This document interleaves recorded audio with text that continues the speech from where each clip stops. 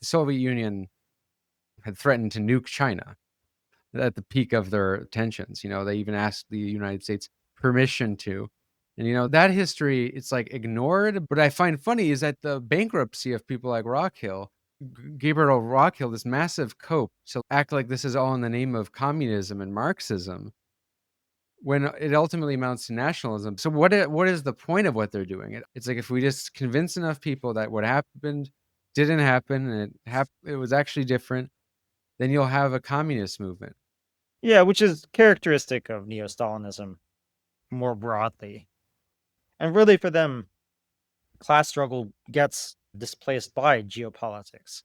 It is essentially whatever forces are presently arrayed, sometimes only nominally arrayed against the forces of US imperialism, like, for example, Gaddafi's Libya or Syria up until, a few months ago. Even if they were not, under, the auspices of a socialist party or a Marxist party, they thought that anybody who was nominally opposed to the US had to be defended, had to be praised in various ways, because they want to have a sort of shining example of the true path to socialism, something that's real, that's tangible, that you can point towards and say, no, that's what we mean. China, what China is doing, they're showing the world the true path to success. Socialism is building things. Yeah, it is a form of cheerleading, and I distinguish what Losurdo is up to, because I do view Losurdo as a bit more sophisticated than Rockhill, who really is just interested in the kind of seedy gossip, just like guilt by association of who on the so-called Western Marxist left was in cahoots with the CIA and other parts of the U.S. state, which again I view as just kind of unserious. Really, what is like the consistent criticism of Western Marxists today and back then was that they didn't support anti-colonial struggles enough, or they didn't support existing communist countries enough. I mean, the Soviet Union armed Israel the most in its early days. Stalin, explicitly Stalin, and to a lesser extent Molotov, were really responsible for steering the USSR's material and ideological support through Gromyko at the UN. And without that, the Israeli state would never have even come into existence. All of this stuff is history that so-called anti-imperialists would prefer, people forget, or at least not talk about. You are listening to One Dime Radio. Become a patron at patreon.com/onedime to support the show and get access to extra content. I'm not saying I'm going to rule the world or I'm going to change the world, but I guarantee that I will spark the brain that will change the world. And that's our job. We might not be the ones, but let's not be selfish. And because we're not going to change the world, let's not talk about how we should change it. By moderately conservative, I mean simply, before you act, think well about all possible consequences. Philosophers call someone a relativist, by which they mean it's a person that holds that any view is as good as any other view. No one believes that every view is as good as every other view. If you want to do politics, you got to fucking understand the issues. It's not all just emotions and fantasy life. Remember, my friend, a wise man can learn more from a foolish question than a fool can learn from a wise answer. Welcome to One Dime Radio. Today, I am here with Ross Wolfe, who wrote a very interesting piece criticizing who is probably one of the most powerful influences on the rise of modern Neo-Stalinism. Now, this word triggers a lot of people, Stalinism, because what even is that?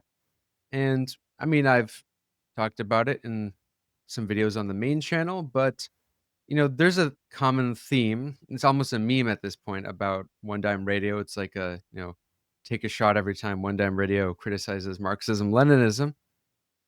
And it goes on about the Stalinists. But why is this a trend, right? Is this even a trend? Because on the one hand, every time I criticize Marxism-Leninism, I get people who will say, surely there's no way you could have the rise of people who defend Stalin so much. This is just absurd. Like these are people who can't exist in big numbers. It's just online, right? And then I'll get in the same replies, tons of people actually taking that Stalinist view. So it's interesting. And why is this a thing, right? Because there's always a reason for these rises, not solely like LARP. So that's why when you engage with people who have these sort of views, you have to kind of understand them to combat them. And I believe in criticizing a tradition through criticizing its best people, its sharpest people. And one of the scholars behind, you could say, that Neo-Marxism-Leninism, Stalinism, we'll get into the disagreements over exactly what these terms entail, is Domenico Losurdo. Some people might know of his pretty big book called Liberalism, A Counter History, which I think is actually one of his better ones. He has Democracy or Bonapartism. Then he has his book called Stalin, Critique of the Black Legend.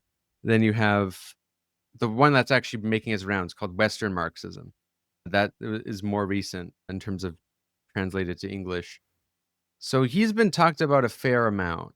And I think, Ross, you gave probably the most scholarly critique of Lizardo as a scholar, and it almost makes me regret a statement I said about him recently, a couple podcasts ago, where I said, I have huge disagreements with Lizardo, and I think he's wrong about X, Y, but he's a good scholar. After reading your critique of some of his scholarship, I was like, even that, is he a good scholar? But first off, would you like to introduce yourself and what made you want to write all of this on, this man, Domenico Losurdo? Sure. So, first of all, thanks for having me. My name is Ross Wolfe, as you mentioned in your introduction. I'm a high school teacher in Manhattan, but I've been writing about Marxism and history. I was a student of Soviet history and particularly about the Soviet avant garde and architecture for a number of years. I've also long had an interest in philosophy and critical theory, particularly German idealist philosophy from Kant to Hegel. And so, given that, and given my own sort of like political leanings, engagement with a figure like Lacerdo seemed it came pretty naturally. In terms of why I chose to polemicize against him at such great length, my reason probably is that I consider him to be possibly the most representative intellectual figure associated with what I would term Neo-Stalinism.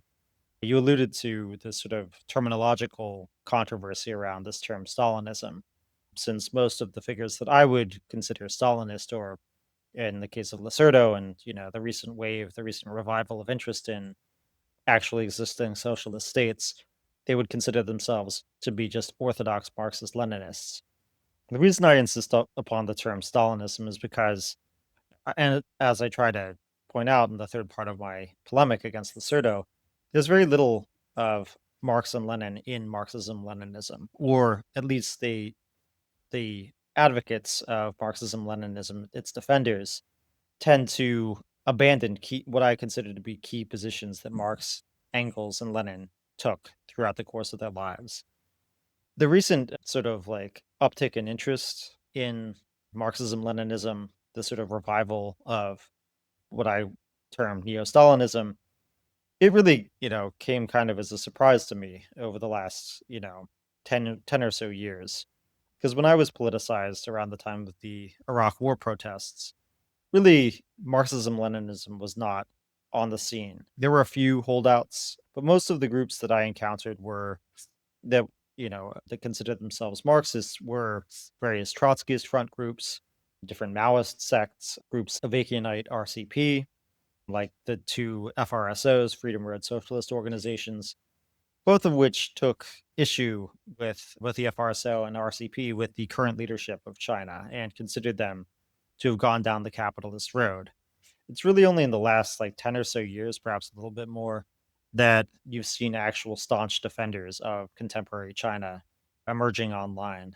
And yeah, it's something I would not have anticipated if you would go back in time and have told me 20 years ago that this is going to be a major tendency on the left. I would have probably stared at you in disbelief. But some of it perhaps has to do with the rise of Xi Jinping, who at least has gestured towards a sort of renewal of the sort of Marxist bona fides of the Chinese Communist state and the different efforts he's had to kind of, reassert the Marxist foundations of, of their political philosophy.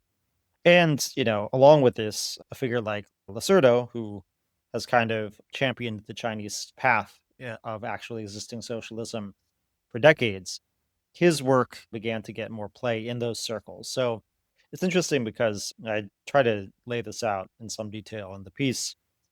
His works sort of had a broader appeal at first, having been published with Verso Press, several of his books, War and Revolution, the Liberalism book, and the recent book on Bonapartism. New Left Review, the journal that of which Verso is an imprint, has long had more sort of Trotskyism affinities. So not being a sort of straightforwardly Trotskyist organ, but at least having sympathies with historical Trotskyism.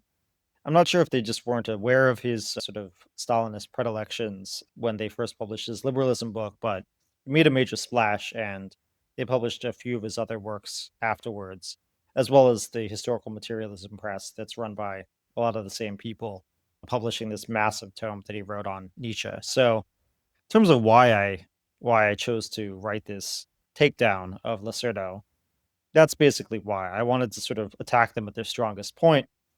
I do poke holes in his scholarship, which his scholarship is something that he's been much lauded for. But he is, at least I would consider him, a serious thinker, a serious figure, and someone to be tarried with, even if I think that, there are major weaknesses in his thought, which I try to highlight. Yeah, I really believe that when critiquing ideologies, you have to critique them at their best and judge them also by their worst. So sometimes when you look at an idea, what does it produce? What kind of politics, what kind of attitudes does it produce that is reflective of the idea? But also it's easy to straw man the ideas using its worst outcomes. Like, you know, some people will say, is a critique of me, sometimes they'll say, oh, you like to single out tankies on Twitter. But I mean, there's I believe like you have to also critique the ideas themselves and where these arguments are articulated in their most sophisticated form. And the thing about Marxist-Leninism, there isn't very many Marxist-Leninist intellectuals alive yet. Most of them at least in the West, kind of changed sides really after the leak of what was happening in all the concentration camps. And then even more, the final true believers sort of defected during the invasions of Hungary and Czechoslovakia.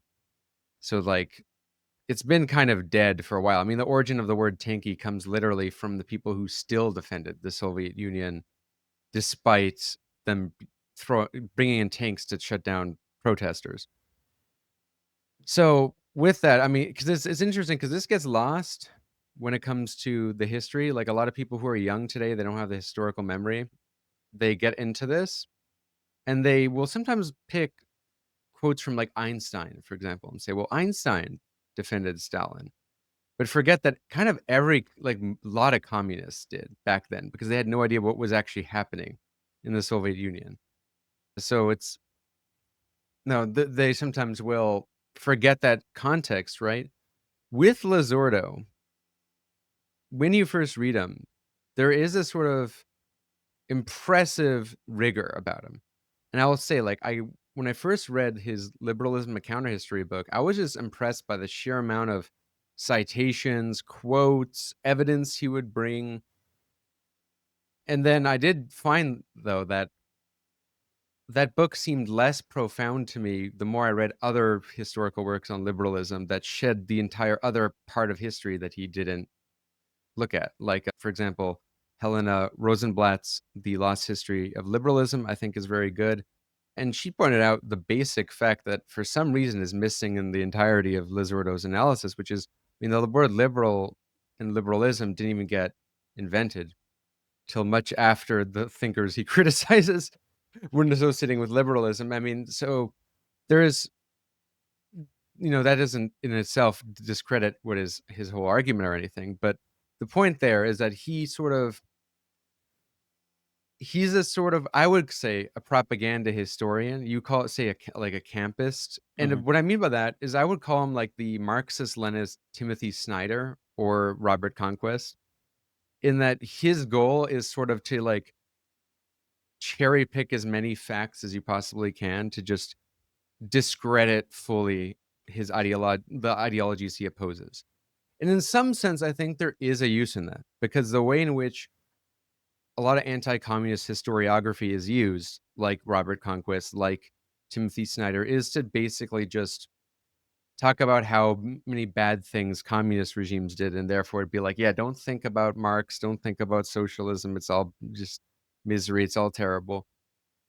And I feel like there's a certain way in which that is used by Losurdo to discredit like liberalism. And so there's like a use in it, but for what end? And that's, I think, something you target in addition to targeting his particular scholarship is what is his partisan goal? You call him a campus. What does that mean? Sure. So Campism, of course, refers to this sort of Cold War ideology of the two great camps of the imperialist camp on the one hand, led by the United States and its allies in NATO, the military bloc, against the socialist camp, which included the USSR, China, and the Warsaw Pact.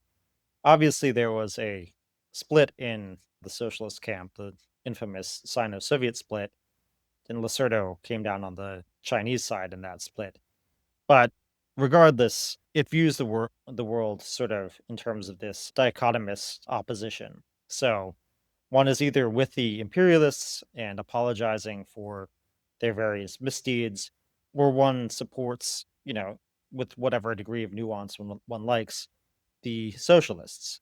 And according to Losurdo and, others like him, one has to sort of look past the various, authoritarianisms, the various atrocities that have been committed, which he'll admit, in passing were regrettable. But he tries to stress that they were understandable. These were understandable responses to the looming threat of imperialism, the capitalist encirclement of the USSR, these various birth defects of actually existing socialism, the trials, the purges, the gulag. These things need to be downplayed in light of the objective good that the socialist camp has performed in the service of anti-colonial revolution and just general opposition to imperialist meddling around the world. Yeah, in terms of his sort of modus operandi, you mentioned sort of reading through the liberalism book and being impressed by its show of, rich contextualization, the sort of wall of citations that I try to match in my own piece by thoroughly documenting each and every point along the way, like really going into his own footnotes, tracking down his citations and seeing whether or not the various sources that he cites are actually saying what he says they're saying.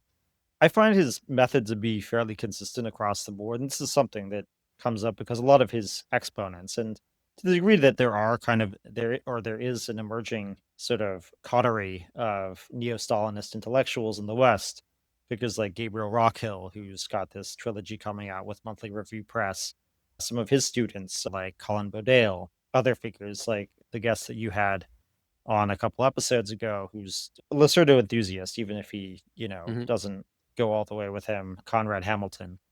They, Carlos um, Garrido, Carlos Garrido, who was quite, ACP, he's like the ACP's sort of thinker. yeah, so Yeah. he's part of the The Midwestern MAGA Marxists. communists, for those who don't know, the quote unquote MAGA communists. Yeah, and I'm not sure exactly how he feels about Losurdo these days, though he retains the sort of distaste for what Losurdo and others have termed Western Marxism. He was close with Rockhill, though Rockhill had a big falling out. Rockhill was affiliated with the PSL for a while, though he left on somewhat bad terms, as I understand it. But he really was kind of appalled by the sort of social patriotism or the patriotic socialism of the American Communist Party, led by Haz al-Din and Jackson Henkel and others. Still, there is this sort of broad consistency in terms of they have this respect for Losurdo as an intellectual figure. Carlos Garrido, Gabriel Rockhill, Colin Bodale, Conrad Hamilton. It's understandable, and clearly, I mean, I'm not trying to contest that that Losurdo was a widely respected intellectual figure. He was fluent in a number of languages. He paid quite a bit of attention trying to, like, provide context to the various figures and political phenomena that he discusses in his book. My contention is that his method is fairly shoddy when you get down to it, and that his readings of all these different figures and political movements and intellectual phenomena through history is often tendentious and or just transparently motivated. I mean, his sort of trademark move is to that's kind of ironic, in fact, because he tends to fixate on these various deracinated quotes, like just quotes plucked out of context and their own argumentative flow that appear shocking or offend present day political sensibilities without sort of understanding how prevalent, you know, just the sort of casual racist ideology such as existed in the 17th and 18th century, Mhm. even into the 19th century. But then at the same time, trying to give this appearance of rich contextualization by just introducing all these various figures that only seem to have a kind of loose or vague connection to the matter at hand and trying to compare them. So he's referred to his own method as comparatistics, just kind of a fancy word for whataboutism. Basically, he'll Yeah, you cite call it something. intellectual whataboutism, the new school of falsification. Yeah, and I mean, one of his great champions in the English-speaking world, part of this website called Red Sails, which is they're big defenders of Lacerdo's thought. Oh, This yeah. figure, Roderick Day, who he doesn't write so much anymore, but he even wrote an article introducing his Lacerdo Stalin book, talking about this comparative method or comparatistics, and saying that it's basically sort of more intellectually dignified version of whataboutism, which he views as defensible. I view it again as just as trying to divert one's sort of justified skepticism toward, various authoritarian regimes that have carried out, their misdeeds in the name of socialism. But yeah, like it often involves just a string of non sequiturs and these jarring juxtapositions of, you know, what some figure said, what Adorno said next to something Ho Chi Minh said, something that Lukács said next to something that Mao wrote.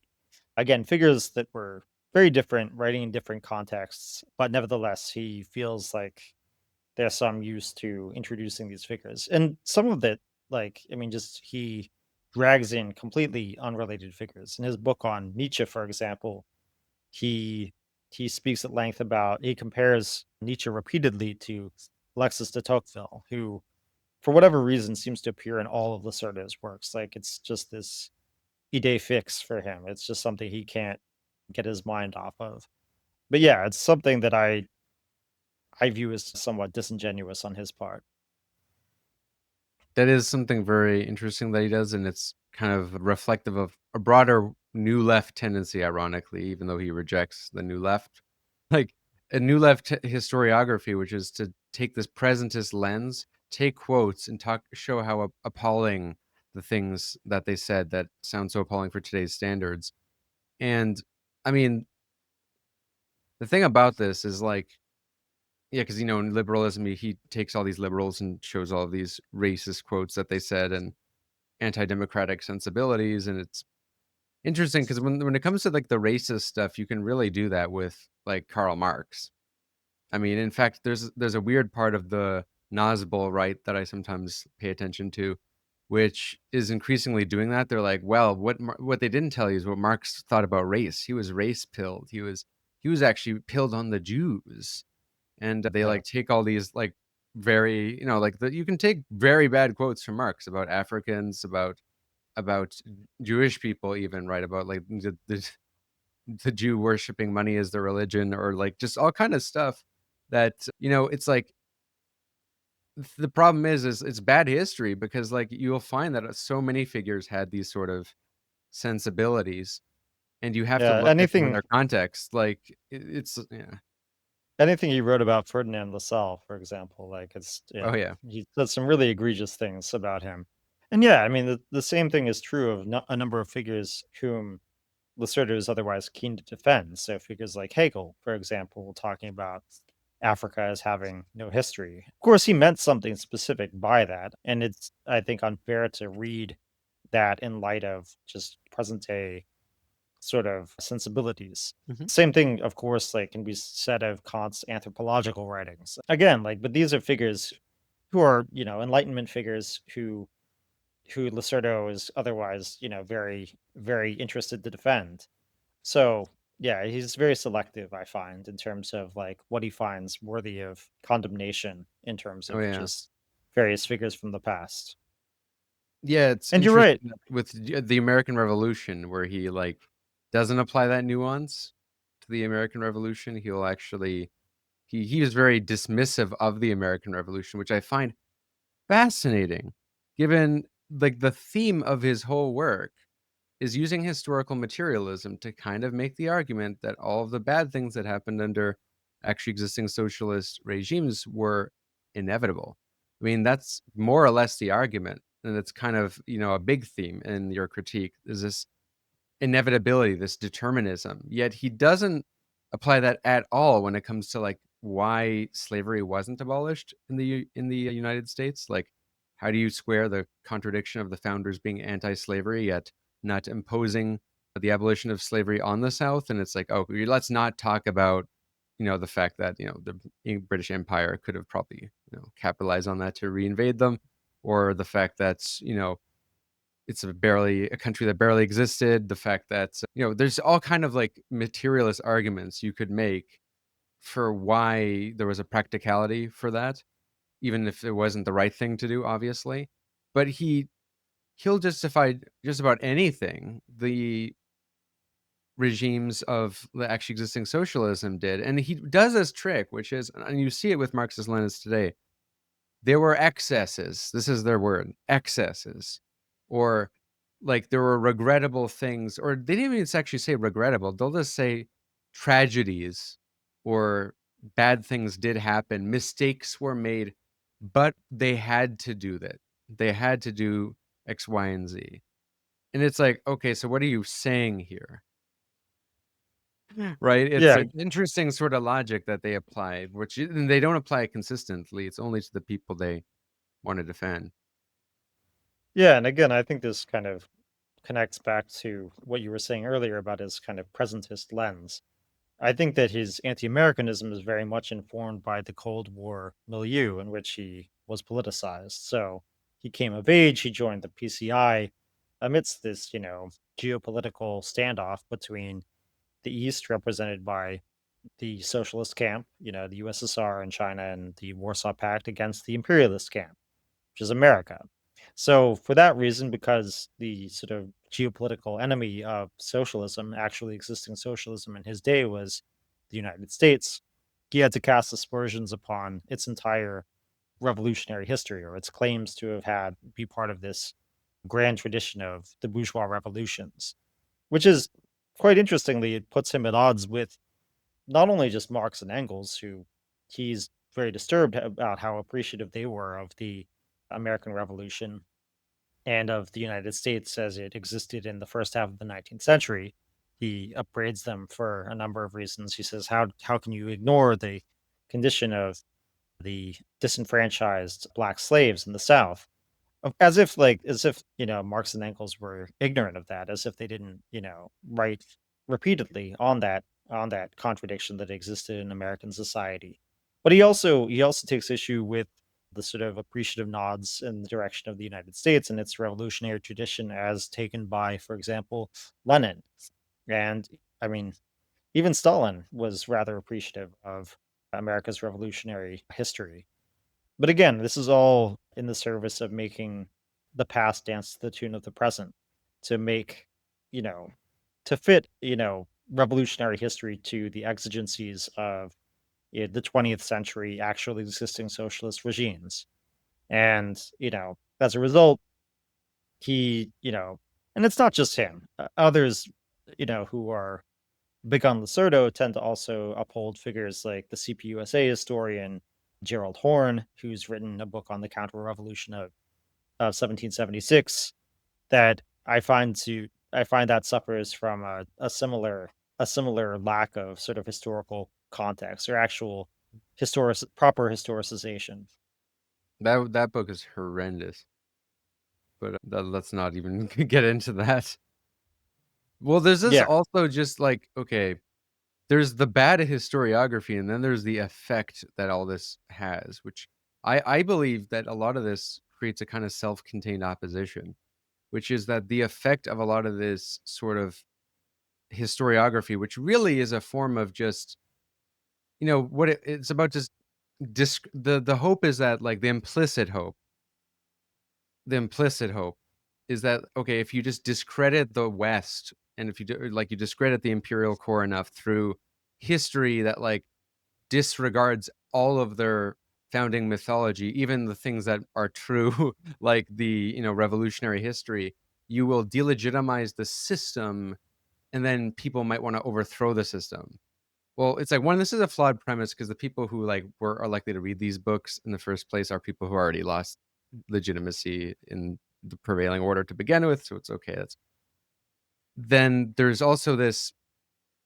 Well, but, like, what does this actually, like, do in terms of this idea of delegitimize the system so that something can happen? Well, it's like, you would think that, like, these guys are communists, right? They want, like, a movement in their country.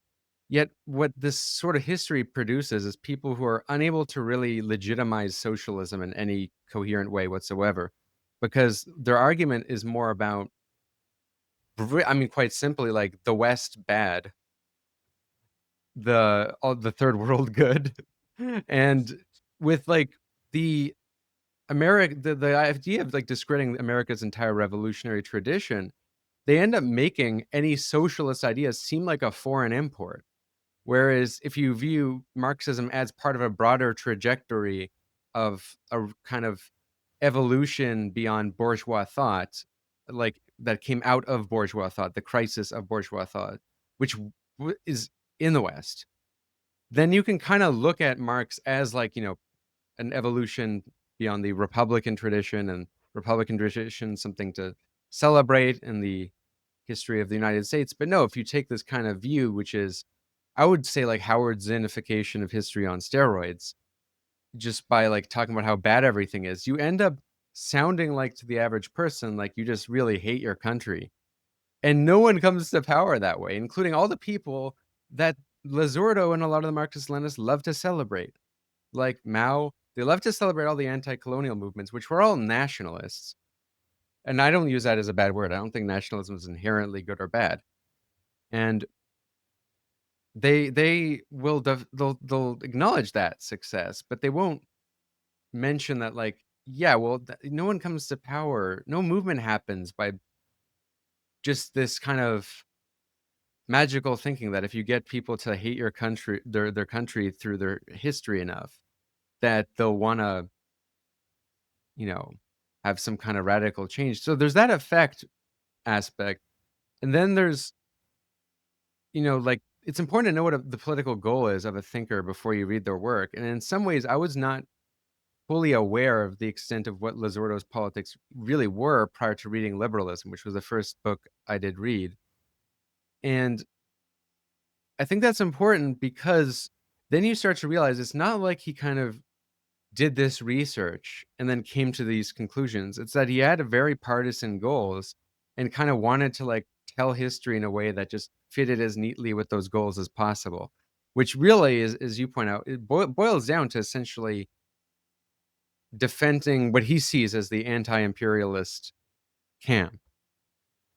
And that yeah, really anti, like, states. So that includes the socialists and socialist ones, including modern China, even after Mao, like Deng's China, Xi's China. yeah. So I think it's important to sort of maybe perhaps historicize or contextualize Lacerda's own output, and you know that perhaps helps to explain why he has this rather Procrustean approach to history, wanting to make it fit into a sort of prefabricated mold of the precise, like, political conclusions that he wants his readers to reach. So he, like, again, he was part of the PCI. He became a Maoist essentially in the late 60s, traveled to China, continued to support China even after the collapse of the Gang of Four, after Deng's rise to power. But at that time, he was really mostly just writing sort of occasional journalism.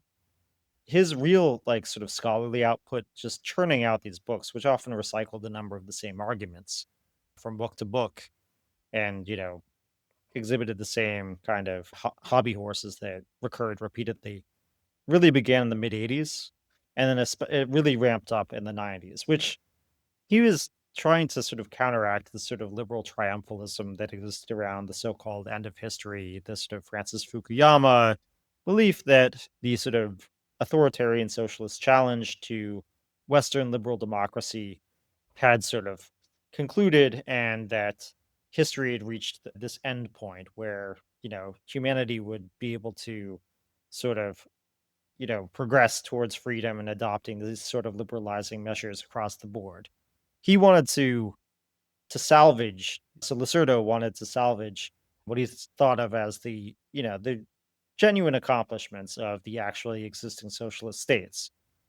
And so over the course of the 90s and into the aughts, like, he, wrote book after book, sometimes like focused on philosophical figures like Kant and Fichte and Heidegger and Hegel and Nietzsche.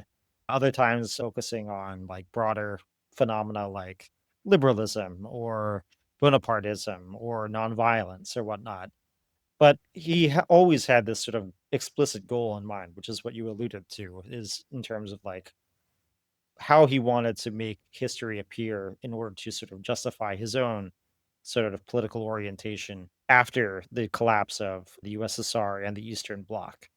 And so to that end, like, he really exhibits what I would consider like an astonishing lack of historical nuance in terms of the way that he understands the progression of history in countries like the United States, which one is fully justified in pointing out, obviously, some of the horrendous things that have happened in American history and the patently, reactionary position that the United States has often held in terms of international affairs, especially since like the end of Reconstruction, with the rise of a genuinely imperial state, sort of an outgrowth onto the sort of republican foundations of the American state, really, really Invasion of the apotheosized. Philippines.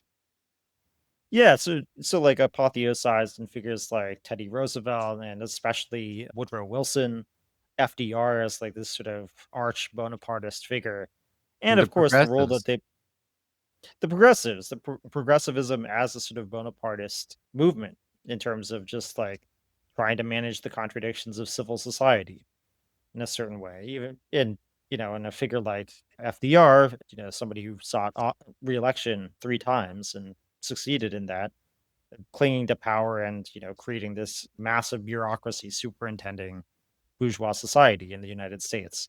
So again, one can be sensitive to these sort of shifts within American history without discarding the sort of revolutionary currents that existed throughout, Mhm. from the 18th century through, the very various revolutionary figures involved in the War of Independence, up through the Civil War, obviously, and abolitionism, and the failed attempt, the tragically failed attempt at Reconstruction. This is something that American communists, even Stalinists, prior to the New Left, held a keen appreciation for. So figures like W.B. Du Bois, like, with his book on Black Reconstruction, he was quite far from being anti-American in terms of the way that he approached the history of the US. And He turned into something different a little later in life, but yeah.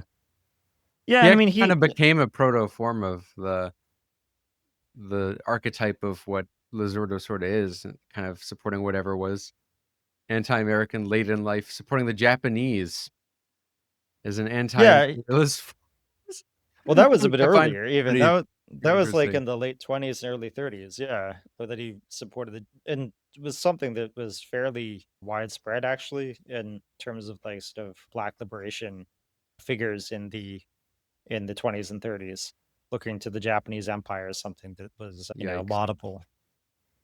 Yeah. That's a big lesson right there. Massive lesson. in history. It's like when you think Sure. about Japanese Empire, it was probably the second worst, or maybe it's sort of neck and neck with the Nazis in terms of, you know, horrible things.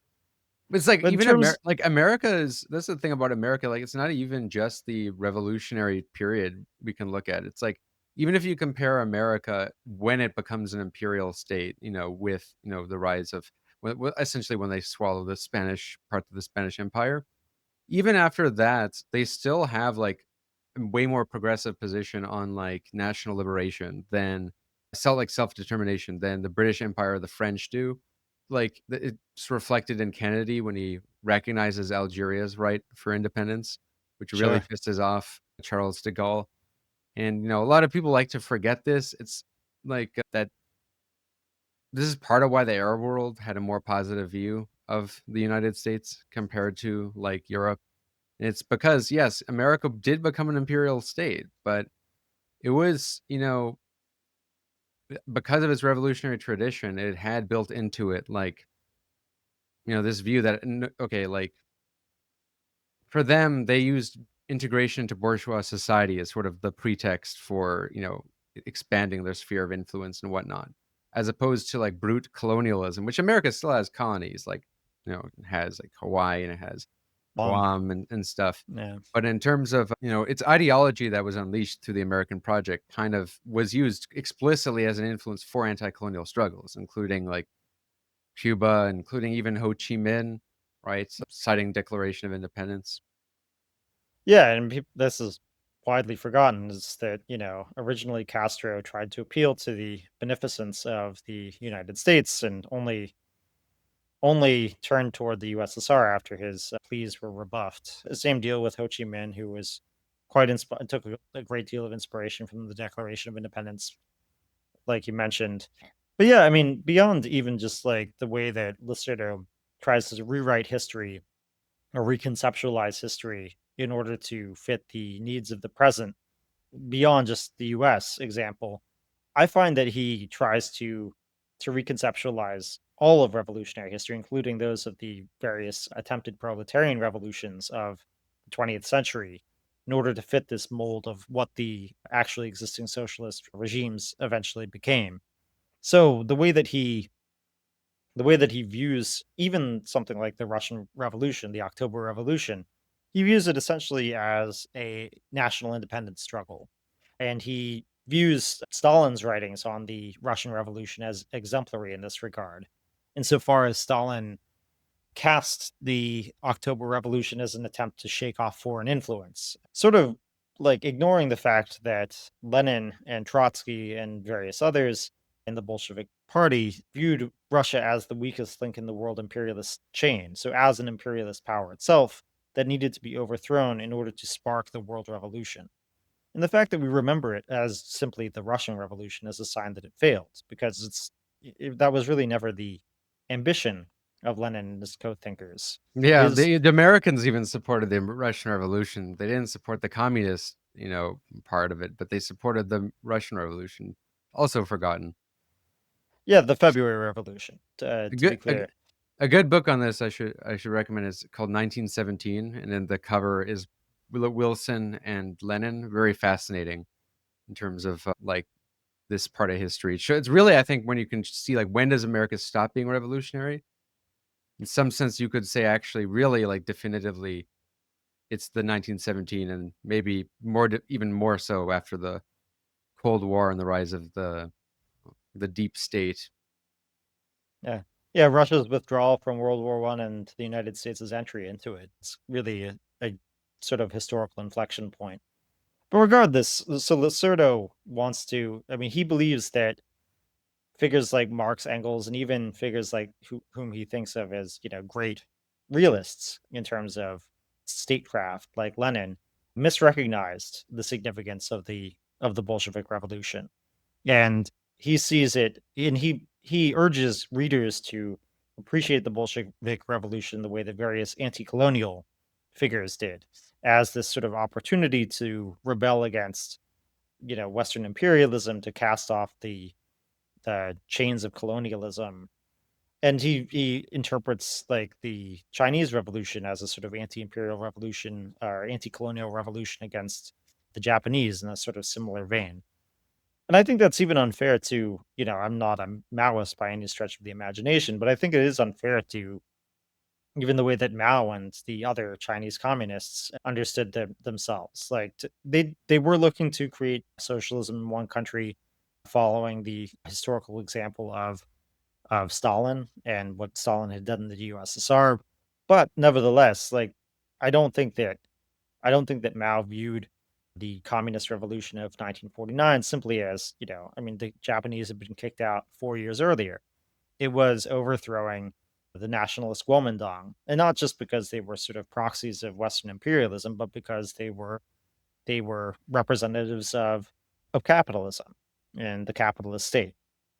So he tries to sort of reread all of the history of various proletarian socialist movements in terms of the sort of, instead of just being socialism versus capitalism, as being anti-colonialism versus colonialism.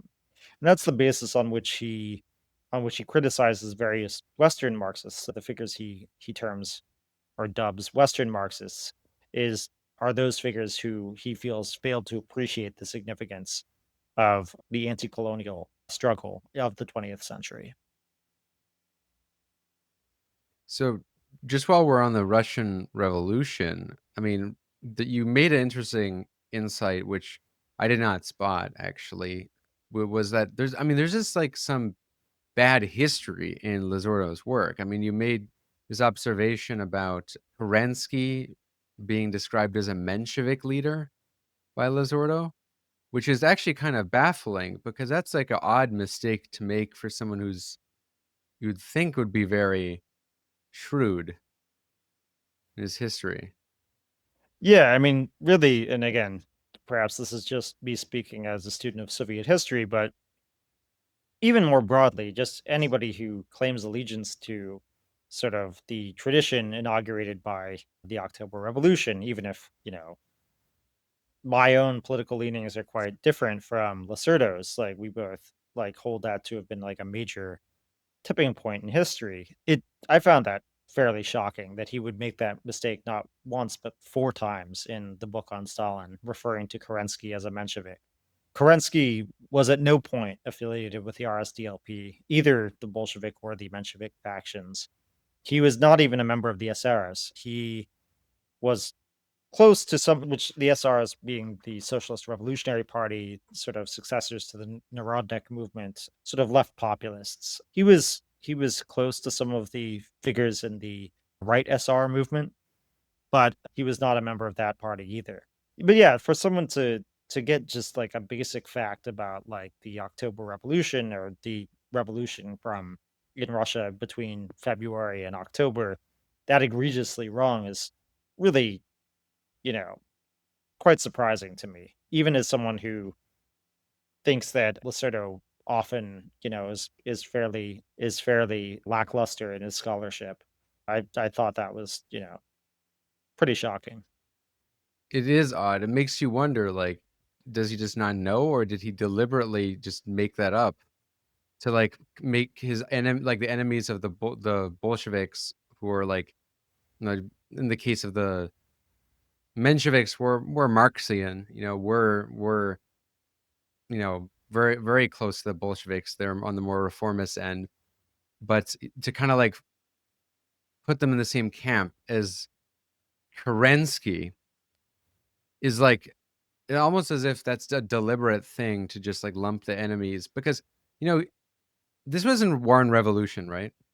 Or when he makes No, this that is the Stalin book. The the Stalin book. Stalin. Okay, that makes sense why I never encountered like this particular error because in the War and Revolution, he's like very detailed about trying to justify everything in the like he's trying to basically justify the consolidation of the one party dictatorship, and he says, Hmm. well, there was the coup from Kornilov, that threat, which that itself justifies more the takeover, but not the one party dictatorship. But so he's he's definitely familiar with the history. So it's like, how would he not be familiar with what like the differences between the various parties were?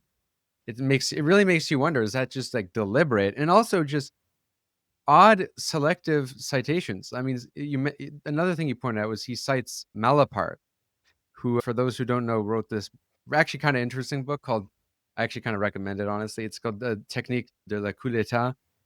And it's an interesting book, actually. But it's written in like, what is it, like the 1920s or something, or like 1930s, very like long. very early 30s. Yeah. He was a Yeah, it was fascinating written before figure. Hitler comes to power.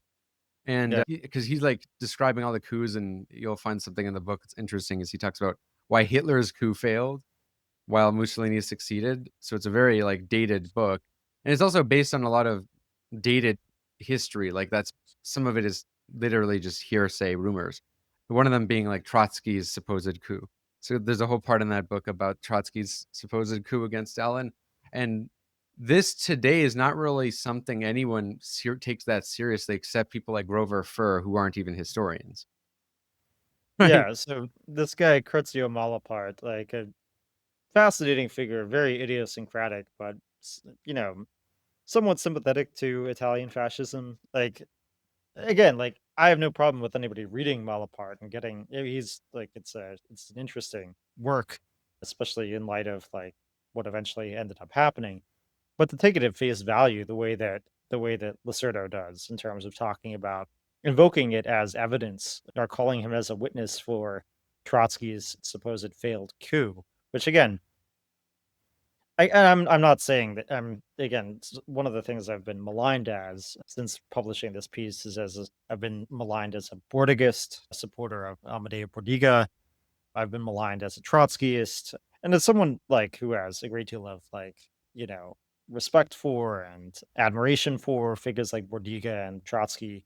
I suppose they could. I suppose they could. They're justified insofar as like I hold them up in some high regard.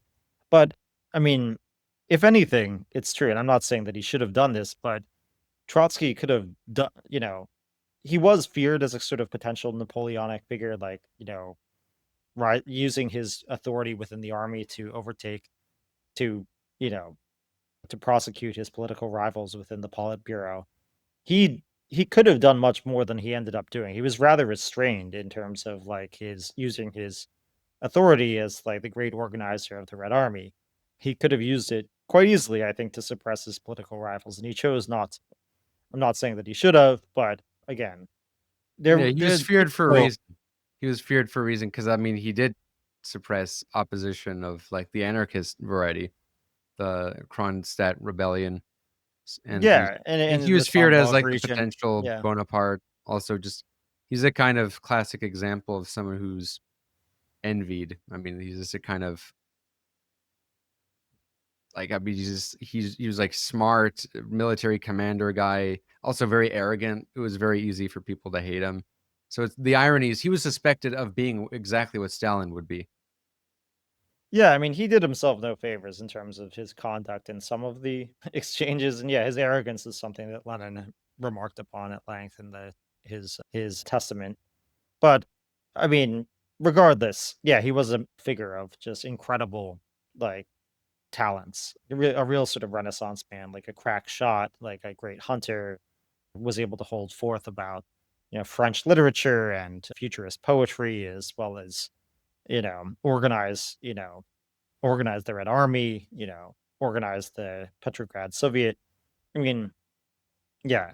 Regardless, and what is, I mean, I guess I will give Lacerda some credit insofar as he does appreciate, and sometimes he will sort of surprisingly cite Trotsky, but I mean, he's pretty transparent in terms of saying that Stalin was the realist who saved the October Revolution from the sort of dangerous romanticism and utopianism of Trotsky, and a utopianism and messianism that was evident even in the works of realists like Lenin and of Marx and Engels themselves. He views Stalin as really having reined in that utopianism and messianism in a way that sort of safeguarded the revolutionary gains of October in a way that Trotsky would not have been able to. That I find that argument itself fascinating because, I mean, I actually do agree that there was that. I do. I'm like a person who's quite critical of the concept of the international revolution, not because it's of its aim, but because it often gets used very all too easily as just a form of social imperialism, which is exactly what it did under Stalin too, which I find interesting is an argument to make that he like reined in the international revolution, which was good because that was unrealistic. I would kind of maybe agree with that, but it's like he's going to ignore the invasion of Poland, the Finnish War, right? Like there were attempts of the Soviet Union under Stalin to like outright just take over places, which failed.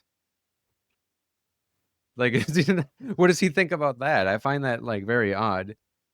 And yeah, with his inconsistencies, I mean, the thing about him is I find his best book actually to be the Democracy or Bonapartism book in terms of what I found useful for my research on the history of democracy. But what was odd is how he'll basically acknowledge a lot of the stuff about the American system, Bonapartism, that someone like Arthur Schlesinger in the Imperial Presidency, who he cites a lot in that book, acknowledges. And he'll even make a distinction between like the true liberals and the liberals who ended up supporting Bonapartism. So he's very appreciative of someone like Hans Kelsen, for example, and says, well, at least Hans Kelsen's consistent on democracy, that you would need a multi-party system. You shouldn't have the demagogue president. But what's odd is like these arguments would all be convincing if he didn't go jump and support someone like Stalin, who he defends as a demagogue who is good because he unified the extreme and less extreme factions in the Soviet Union, which itself is a weird argument because his whole thing with that book is like, and the way it's used is, okay, well, Stalin wasn't like in charge and responsible for all of the most terrible things. It could have been worse without him, like the Yezhov and these sort of figures who are much more bloodthirsty and at the lower levels of killing and stuff. He tries to like distance Stalin from the extreme parts and then say, because Stalin was actually a more moderating force, it's a convenient way to exonerate Stalin and also avoid the question of like of the horrible stuff that happened. Because to me, I would take that conclusion to be like, yeah, the fact that Stalin wasn't just responsible for everything is a bigger indictment of how bad the Soviet system was, rather than if it was just blamed on him, you could easily just say, okay, well, if you just got another guy.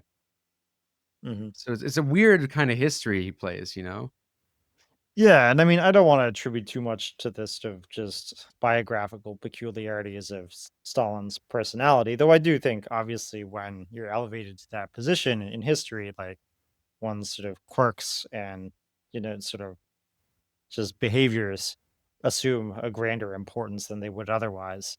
But yeah, I mean, this is standard, the sort of zigzagging patterns that Stalin would exhibit over the course of his political career. Yeah, encouraging, rapid collectivization and then purging those who after a few months he accused of being dizzy with success. So trying to sort of remove himself from the worst excesses of the dekulakization.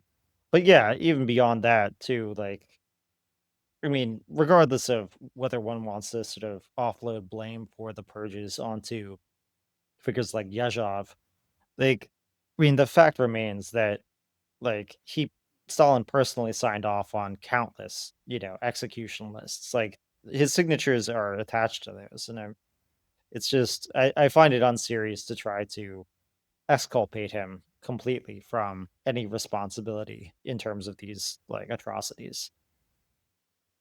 It's also a very common tactic of dictators, which is to like hire someone else to do the dirty work and then throw the guy who did the dirty work under the bus. It's like that's the whole meme of Stalin in one photograph beside, I believe it is Yezhov actually in that photo, and he's Yep. like gone in the next photo to like because he ended up getting also thrown under the bus, and Yeah, in favor of it's there all the Berea. time. That's like, I mean, Yeah. this is a common tactic of dictators. I mean, even just not just dictators, demagogues, like kind of, and this is kind of sounds like a wild comparison, but I mean, you know, Trump's having Musk do the Doge stuff is kind of a way for Trump to distance himself from the failure of all that after. Like, this is, very easy, convenient thing to just be like, "Oh, well," you know? playing different sides off each other. It's also just a lousy argument in general. It doesn't change history, like whether or not, even if he didn't sign off on the executions, it wouldn't change that happened, right? Hmm. Yeah, and I mean, like, again, if one wants to strive after any kind of agency in history, one has to assume responsibility. And I think that to abdicate responsibility or to try to excuse some of the misdeeds committed by Stalin and his regime, I think does a disservice to the actual history of it and to the vaunted ambitions of the Marxist revolutionary tradition, which is to be able to actually be the authors of our own history rather than simply be made by our history. I understand there are extenuating circumstances, but I don't think that. And I think the same thing could extend to even figures like Trotsky. I mean, his behavior with the Tambov uprising, Kronstadt, of course, is quite infamous. But yeah, I mean, I think the difference is that, I mean, like Trotsky, at least, like he owned the fact that he crushed the Kronstadt rebellion. I mean, he tried he tried to paint it in ways that I think were a bit self-serving in other ways, but you know, regardless, at least he had the honesty to do that. So you mentioned how Losurdo, in some ways, the big interesting thing is has this project of being like anti-communism, right? Like fighting against the anti-communist wave and defending actually existing socialism, but in the process, kind of ends up actually rejecting a lot of Marx. And that's not just your interpretation of like Marxism. He's explicitly rejecting a lot of core aspects of Marx's doctrine. We already alluded to the international revolution part, which he kind of thinks was a fantasy and that was good. Stalin rejected it.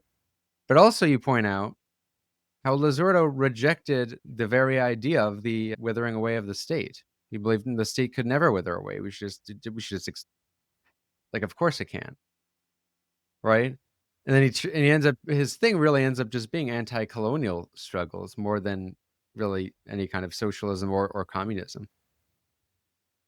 Yeah, and again, this is I think this is just one more example of the way that he sort of reads this sort of era of retroactive inevitability into everything that happened to transpire in the course of struggles for socialism over the course of the 20th century. So, of course, since, the revolution was beaten back, the various different uprisings that arose over throughout Eastern Europe, in Hungary, in Munich, in the sort of officers' rebellion in France, the fact that more or less the USSR was limited to the territories that had comprised the old Russian Empire, minus the Baltic states and minus Finland. He viewed this as sort of proof positive of the fact that, the idea of sort of simultaneous or even in rapid succession revolutions breaking out throughout the imperial core of capitalism was a pipe dream. The same goes with the fact that the various so because the fact that it did not play out that way, it could never have played out that way because the state did not wither away, but in fact sort of bureaucratic appendages attached themselves to the various revolutionary states that were founded by these different movements, first by the Bolsheviks, then by the Chinese Communist Party, then by in Vietnam and Cuba and elsewhere, because they embarked essentially on these kinds of national state-led programs of industrialization. He views the sort of theories that were propounded by Marx, Engels, and Lenin as just fanciful and utopian. And so he feels the need to revise the classical doctrine of Marxism, both in terms of its sort of internationalist thrust, but also in terms of its sort of critique of the state, the critique of the capitalist state, in order to fit with the history that ended up playing out. And in this respect, I suppose we should thank Lacerda for, being so forthright in his rejection of Marx, Engels, and Lenin. Because this is something that I feel like a number of Marxist Leninists in their fidelity to the word of Marx, Engels, and Lenin still hold on to. Because it's just so blatantly obvious that Marx, Engels, and Lenin did forecast the eventual dissolution of the state in the realization of a classless society, that they cannot sort of take that step Losurdo is willing to make, and saying that no, Marx, Engels, and Lenin were mistaken in this respect. So he does explicitly take issue with them. What's strange is that some of Losurdo's defenders deny that he's at variance with Marx, Engels, and Lenin on this score, when I think Losurdo himself was much more honest than they are trying to be on his behalf. It's not just, I mean, I didn't mention this, but I actually interviewed Losurdo back in 2013. It's something that came up in our conversation in that interview, but it has also appeared in numerous of his other books. And, to his credit, like he says, like, look, Marx, Engels, Lenin did genuinely believe this, but you know, they were wrong, and here's why. So he's at least willing to, come out. He has the courage of his convictions to say that, the state is an inevitability, and not just in capitalism and in various other class forms of society, but even no matter the mode of production, it will remain a fixity that cannot be escaped. I know, I find that so interesting because it's not actually, so this is the thing. Part of why I don't consider myself a communist is because I don't believe in the abolition of the state either. Mhm. But what I find odd is people who claim the mantle of the word communism and don't believe in the goal of communism. So what is communism? Like, for these people, you really got to wonder. Like, so if they if they identify with the communist tradition in communist countries, communist parties, participate in them, but they don't believe in the end goal, well, okay, so what does that make you? Okay, Mhm. it could make you a liberal, it could make you a Republican, it could make you all different kind of things. But like they reject that too. So they reject liberalism. They think they don't even make a difference usually. Losurdo, one big flaw in his liberalism book is he doesn't really distinguish liberalism and republicanism much at all. He doesn't really take that seriously as a difference. He kind of likes to just, you know, highlight bad quotes from thinkers in every camp and just dismiss them. And so, like, where does that leave you with? So, if you believe in a state, but you dismiss doctrines that are about checking state power and separating power, what does that kind of leave you with as a regime type? Well, I would, the oldest form of regime, the despotic regime, which is a kind of unchecked state. That's like people forget how old of a regime this really is. I mean, it is modern in the sense of like absolute monarchies create the modern version of like the bureaucratic state, but like the idea of like handing power to like a very powerful leader that will rule in the interests of the demos. That's where the word despot is related from. It has a shared lineage with the word democracy, with demos, because it represents the people, right? And you look at what Marxist-Leninist doctrine is all about. It's always about this idea of the state representing the people.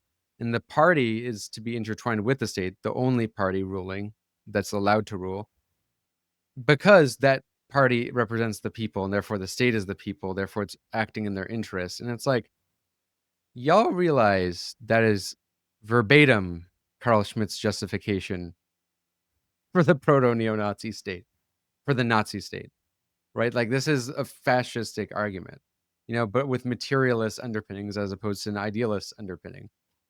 But it's this idea of like the state of the whole people.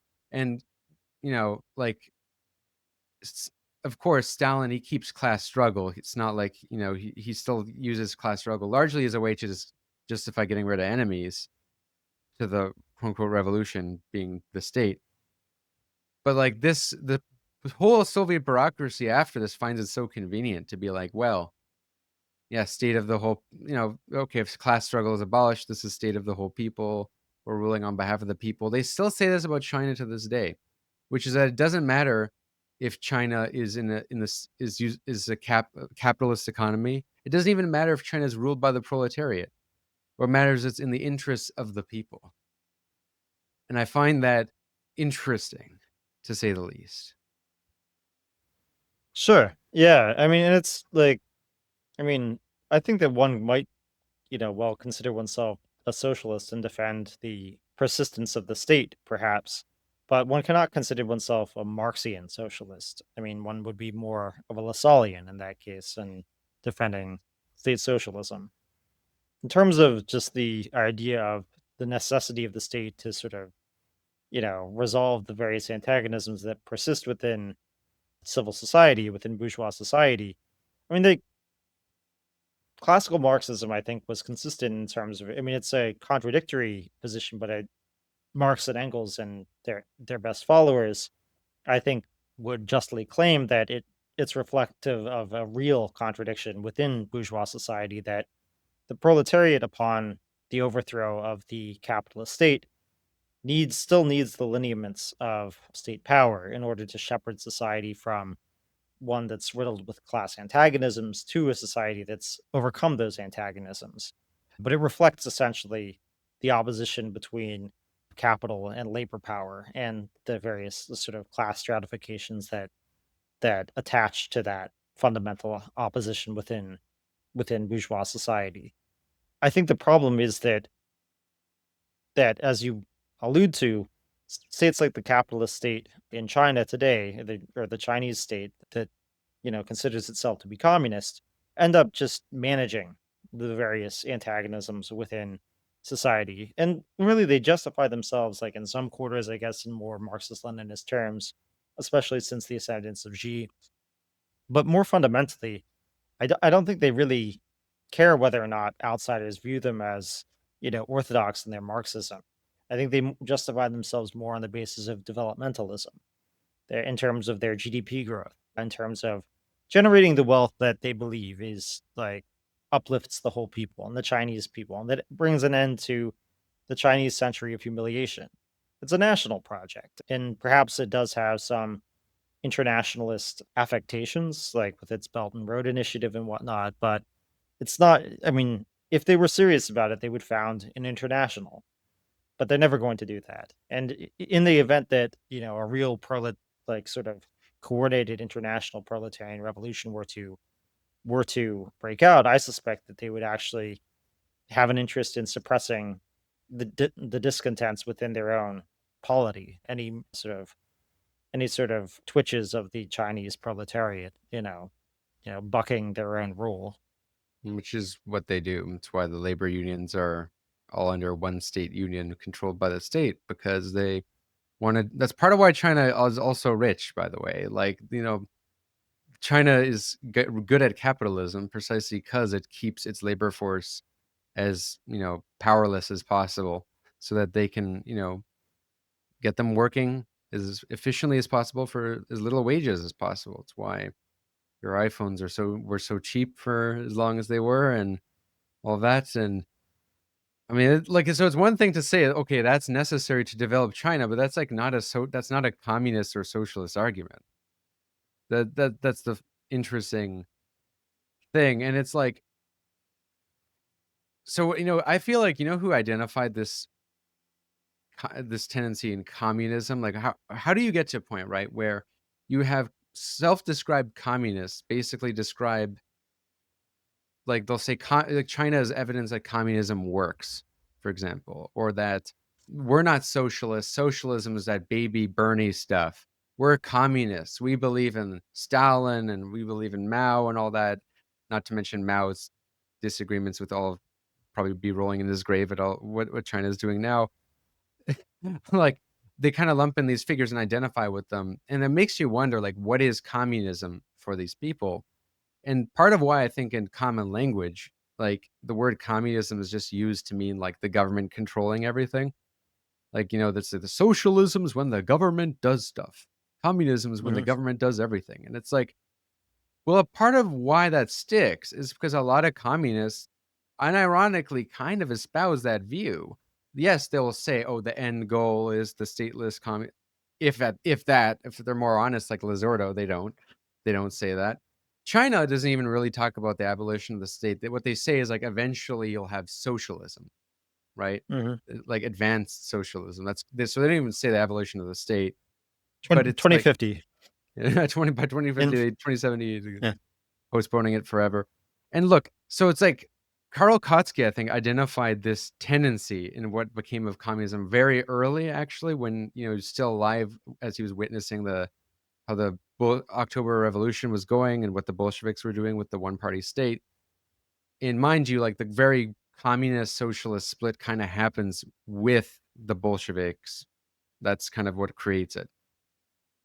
What Kautsky identified is that the reason why he rejected the word communism is because communism, since the consolidation of the one-party dictatorship, became a difference in method rather than a difference in end goal. In that he believed it was, because it's in his essay called Socialism or Communism, and it's that like communists believed in the kind of the revolution or coup d'etat as a sort of way, like that, and also the kind of consolidation of the one-party state. Whereas those who disagreed with that ended up in different camps.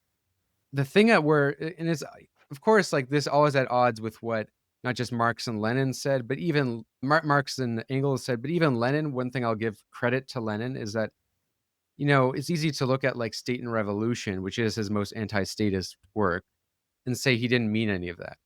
But his last work, which is Better, Fewer, but Better, is talking about how the Soviet bureaucracy is way too powerful and it's like actually dangerous. And this is like a big fear of his, this growing bureaucratic state. So he clearly did believe in like, the state being a problem to some extent. Where I would say my position just flat out, why I'm still I'm skeptical even of like true communism, is because I think the whole, like I get what Marx and Engels' hypothesis was, but the part of why I think they're wrong in their predictions is because when you have a goal like communism, which is so kind of in the future compared to like, because of the lower stage, the higher stage, when you have this like end goal of a stateless, classless society, which is different from anarchists who want to get to that much sooner. The Marxists, they really have it like as a distant thing. And the problem with this is that this distant goal is a very easy nirvana sort of narrative that you can use to justify infinite expansions of state power, which is precisely kind of what the Soviet state did. I mean, they kept saying, okay, you need to expand the state for the revolution first. That's Lenin protecting the revolution. That at least had more of a argument behind it. Then with Stalin, after they get rid of all the kulaks, all of that, they say, well, we still need to fight against imperialism. So we need to expand the state even more because of international, like you can't abolish the state because of international capital. And of course, there's a part in which he's right. In that, like, of course, abolishing the state would be kind of impossible in a context where you're just going to have like an imperialist invade you, which is why I actually don't really like this framework of the, withering away of the state or the abolition of the state for that matter, because realistically, you're going to need a state. But how do you prevent this dichotomy? Hans Kelsen, in a very good diagnosis of Bolshevism, he was called The Political Theory of Bolshevism, wrote a thing where he talks about the local and total dichotomy, which is that like anarchists believe in no state, and thus they try to actually genuinely go for that, but it's only really possible on a local level. The Bolsheviks claim to believe in international revolution and the eventual goal of withering away of the state, but in doing so, create a framework that's very easy to justify a total state, because there's no limit. Okay, if it's all about the end goal, you can just keep expanding the state. Whereas if you have principles out the gate that says you want a limited state and what it can do, like Republican principles, then you can prevent that from happening a little easier than what you saw with the kind of Bolshevik system, which, I mean, it's not just them. Obviously, I think the regime type, part of why I think the idea of actually existing socialism is a misnomer. Like the mere existence of these systems is like seen as a testament to their success. But the fact that they've been tried so many times, I mean, in Eastern Europe and in like so many countries in Africa too, yet what you see in almost every case is like just the total expansion of state power and, governments ruling in ways that are very unaccountable, like in doing a lot of, I mean, causing famines, a lot of, stuff that's, whether even if it's not intentional, the whole point of having a government that you can hold account is that they're more careful about that, right? And that's the thing is like I'm skeptical of like, state like communist statelessness is because it's just such a, it's just a big question mark. And, like insofar as that's possible, it's like when the international revolution succeeds. And then even then it's like, so you're just gonna not talk about the state being a problem until then, right? It's why like there's a deception in which anarchism and communism, Marxism-Leninism seem like they're similar, but they're really not. They're actually kind of opposite in that like that's just the undeniable thing, I think, which is the rational kernel of truth in Marxism-Leninism, which is, I think, the fact that this is what came out of it. This is where probably we disagree, because I know you're more sympathetic to the classical Marxist view. I actually think that is a testament to the limitation of Marxism itself, that what you got is Marxism-Leninism, like everywhere. Sure. And I mean, yeah, it's kind of interesting. I think, like, in fact, there's elements in which I think you and Losurdo probably agree somewhat, but with the proviso that you don't, and I think you're, again, just more honest even than Losurdo, who in some ways I admire his honesty on this score. You don't claim to be a Marxist. So, like, for him, of course, it presents like a real difficulty because he has to, tarry with the fact that Marx, Engels, and Lenin were very explicit and repeatedly explicit on many of these scores. So it's interesting, like, one of the things that he said in the interview that I conducted with him back in 2013 was that he regarded one of the things that he begrudgingly admitted was a great accomplishment of liberalism was that it had this notion of the limitation of state power rather than the outright abolition or dissolution of state power over time. And he views this idea of the sort of limited state with, not being able to sort of be all powerful in certain respects as something that really deserved to be appreciated in liberalism. Of course, it's in like he does this a couple of times, like things where he'll admit to certain of his objects of criticism, certain like legitimacy. So he says liberalism that I, obviously spent this whole book lambasting for its manifold hypocrisies and whatnot. And nevertheless, they were right on this score. State power needs to be limited. That's something, that they got right, and the Marxists perhaps could learn from them. Similarly, he does the same thing in his book on Nietzsche, where Nietzsche, of course, has his very famous criticism of the ascetic tendencies of socialism, the sort of the idealization of poverty, and seeing poverty as sort of a sign of virtue. He says, no, look, Nietzsche, who I've spent, more than 1,000 pages like upbraiding, he was nevertheless kind of right, to be poor is not to be, socialist. But again, like I view this kind of in the service, and I would agree with him. I mean, I would agree with him in both respects, though I do defend the idea that state power eventually needs to dissolve. The idea of the need for limits on state power, even in the short term, are something that many Marxists have neglected. The idealization of poverty is something that Nietzsche recognized among the socialists of his day. But of course, it's more motivated for Losurdo. The reason why he's bringing this up is because, Deng's famous, like his To injunction be to rich is glorious. yeah, yeah, to enrich yourselves, and his, basically giving civil society some latitude in which to, for there to be corporations and private property and for there to be billionaires within Chinese society. So I mean, I think it's pretty obvious why he's willing to sort of grant the correctness of liberalism and Nietzsche in these respects. Yeah, I mean, I would say though too, like I mean, there's a respect in which, and he says like basically the fact it's somewhat on along similar lines as you just laid out. the fact that there was this expectation that any day now the state would sort of wither away or just fall apart and, self-destruct, as, unwillingness to sort of take responsibility for the actual exercise of state power, and, a way of shirking the responsibilities that come along with that. I think that at least like among the Bolshevik leadership in the early days, that criticism is a bit hollow insofar as, and this is again kind of an interesting thing, especially in light of something you said earlier about the fact that all the unions in China, just as they were in the Soviet Union, are appendages of the state. They are under state supervision and have no real autonomy of their own.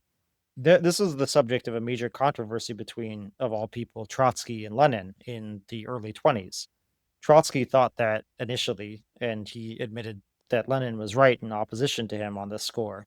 He thought that unions should no longer have independence vis-a-vis the Soviet state. He thought that the Soviet state, as the dictatorship of the proletariat, should exercise absolute control over the affairs of the class, and countered this by saying that no, insofar as the workers are able to organize themselves, they need to be able to organize themselves to defend themselves even from us, who purport to rule in their name.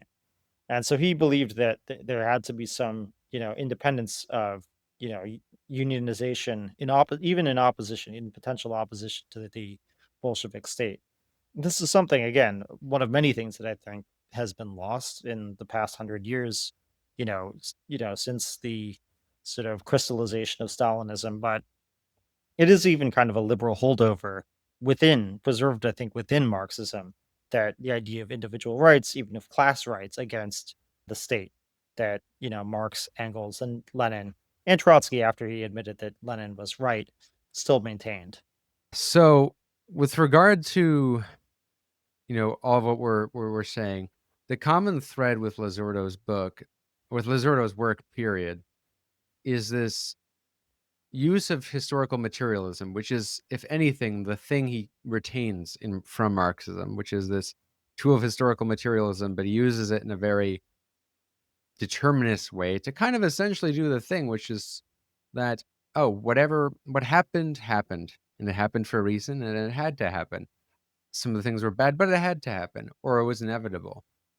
And I found it very telling, and one of my favorite things you highlighted was Losurdo's comparison of the communists to Christopher Columbus, which is actually that tells you everything about his contradictory view, because the people who like to cite Losurdo are the same people who are for taking down statues of Columbus and believe Columbus was evil colonizer. And I mean, you can make that argument if you look at it for its time, and you can definitely say a lot of bad things about Columbus, just to be straight up. I mean, even the Spanish crown thought he was too extreme.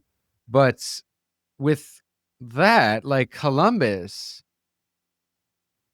communists being the Columbus, that is interesting, because that's the defense you would give about Columbus, which is that, okay, well, someone was going to discover the Americas. The colonization was inevitable. And he applies that to the communists. Interesting, because that's almost the opposite of the view that people who follow Losurdo's kind of thought do when it comes to almost anything else that's outside of communism, especially bourgeois history. Precisely. Yeah, I mean, this analogy, and it's something he gives in the book on War and Revolution. He also has a whole other article, I think, with Columbus in the title, where I don't know if this is just a bit of Italian nationalism on his part, or viewing Columbus as a sort of heroic figure. Though, again, Columbus is viewed as an heroic figure in different parts of Latin America, certainly in the Dominican Republic, parts of Colombia, regardless of the controversies that attach to, I think, the justifiable controversies that attach to Columbus in terms of as an historical person. Obviously, his discovery, at least from the vantage point of Afro-Eurasia, was of world historic importance. In fact, I think that one can only really speak of world history in the emphatic sense after 1492. Obviously, hugely significant, whatever one thinks about the sort of moral character of Columbus, which, as you point out, his contemporaries, didn't think much of him and, took issue with some of the things he said even in his day.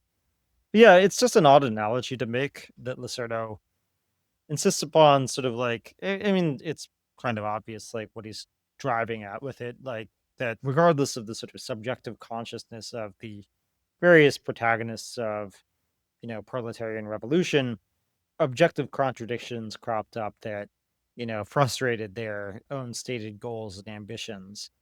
And it's interesting because like he claims that he's doing for Marxist revolutionary history what Marx and Engels did themselves in regard to the bourgeois revolutions, but at least having read like his own rendition of like the history of liberalism and of various bourgeois revolutionary figures that you know he castigates for a number of reasons.